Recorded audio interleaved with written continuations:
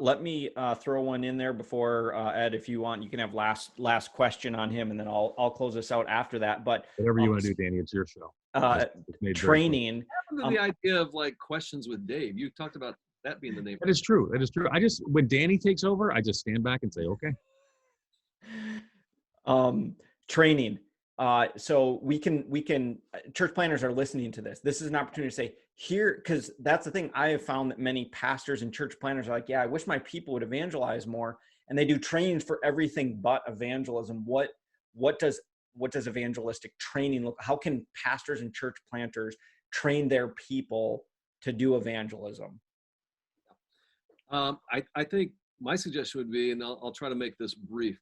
I think they need to begin to see themselves first and foremost as the primary culture creator of their church.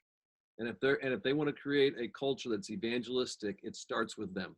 Mm-hmm. So what I would say, if you got a church planner listening right now, I'd say, okay, these B.L.E.S.S practices, if that's your strategy, okay, and I would encourage it. It's worked great for us for the last 8 years.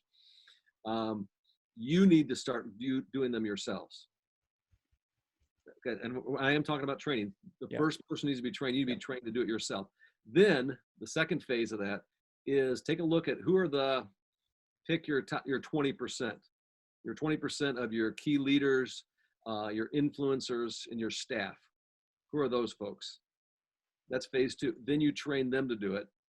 And after they've done it, and see, the instincts for most of us as church planners or pastors, I should teach this on Sunday. It's the very first thing, right?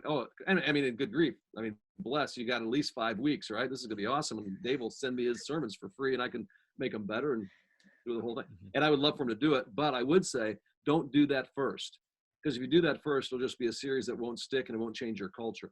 Yeah. You do it first, then you get the 20% of like small group leaders, student community leaders, your children's leaders, your key influencers, get them doing it.